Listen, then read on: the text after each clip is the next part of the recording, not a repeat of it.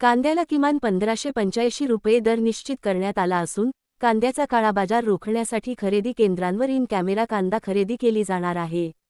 काळाबाजार करणाऱ्यांविरोधात मोकासारख्या कठोर कायद्यांतर्गत कारवाई करण्याचा इशारा पणन व राजशिष्टाचार मंत्री जयकुमार रावल यांनी दिला आहे। कांदा खरेदी प्रक्रियेत गैरप्रकार होऊ नयेत यासाठी नाशिकचे पोलीस अधीक्षक आणि जिल्हाधिकाऱ्यांना विशेष लक्ष ठेवण्याच्या सूचना देण्यात आल्याची माहितीही त्यांनी दिली। दिल्ली येथे मुख्यमंत्री यांच्या नेतृत्वाखाली केंद्र सरकारसोबत झालेल्या बैठकीत कांदा निर्यात, अनुदान आणि खरेदीबाबत महत्त्वाचे निर्णय घेण्यात आल्याचे रावल म्हणाले। नाफेड आणि एनसीसीएफ मार्फत होणाऱ्या खरेदीसाठी मार्केट कमिटी शुल्क माफ करण्याचाही निर्णय झाल्याचे त्यांनी सांगितले।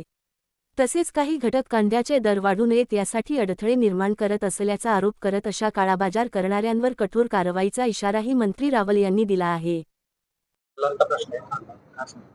कांद्यासंदर्भात माननीय मुख्यमंत्री श्री देवेंद्र फडणवीस यांच्या नेतृत्वाखाली आम्ही दिल्लीमध्ये केंद्रीय गृहमंत्री आणि सहकार्यता मंत्री यांना भेटलो। विविध शिवराज सिंग चौहान असतील, आमचे जोशी साहेब आणि विविध मंत्री तिथे होते। कांदा हा आपल्या राज्यामध्ये त्याचं मोठ्या प्रमाणात पीक आपल्याकडे येतं। पूर्वीच्या काळात फक्त महाराष्ट्रात यायचं, आता अनेक राज्य कांदा पिकवायला लागले।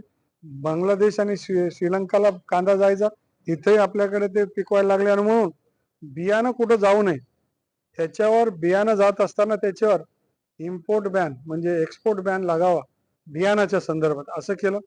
कांद्याला जर आपण एक्सपोर्ट केलं तर त्याला जे रोड टेम्प आहे त्याच्यामध्ये जे आपल्याला सबसिडी मिळणार होती ती आपण आता दुप्पट करण्यासंदर्भात मान्य केंद्रीय मंत्री मोदयांनी ती मान्य केली। त्याचबरोबर कांद्याला जे 2 लाख टन कांद्याची आम्ही खरेदी करणार होतो ती कृषी उत्पन्न बाजार समितीमध्ये खरेदी करावी, ती थेट शेतकऱ्यांकडून खरेदी करावी, अशा प्रकारचा निर्णय झाला।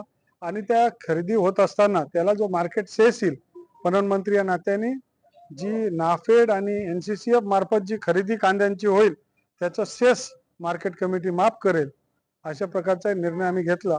आणि कांदा खरेदी होत असताना त्याच्यामध्ये काळाबाजारी संदर्भात नाशिकचे कलेक्टर, नाशिकचे एसपी यांना आम्ही तिथे कडक लक्ष ठेवायला लावलंय। जी जे खरेदी केंद्र आहेत त्यांना बारकाईने इन कॅमेरा त्यांची खरेदी होईल आणि ती शेतकऱ्यांकडनं 1585 रुपये हा आता आम्ही मिनिमम भाव घेतलेला आहे। आणि म्हणून रेट हे कांद्याचे मोठ्या प्रमाणात वाढणार आहे। काही व्यापारी त्याच्यामध्ये जे काळाबाजारी करणारे लोक आहेत तो रेट वाढू देण्याचा साठी अडथळा निर्माण करतात। असे लोक आयडेंटिफाय झाल्यानंतर त्यांना मोकासारखा सुद्धा कायदा लावण्यासाठी आम्ही विचार करणार नाही। आणि म्हणून शेतकरी हा प्रथम, त्याच्यासाठी अनेक योजना या महाराष्ट्र सरकारने आणले। आणि ज्या ज्या वेळेस शेतकऱ्यांचा प्रश्न येईल राज्याचे मुख्यमंत्री तर दोघे उपमुख्यमंत्री त्यांना प्राधान्य देऊन अनेक निर्णय त्यांच्या संदर्भात घेतात।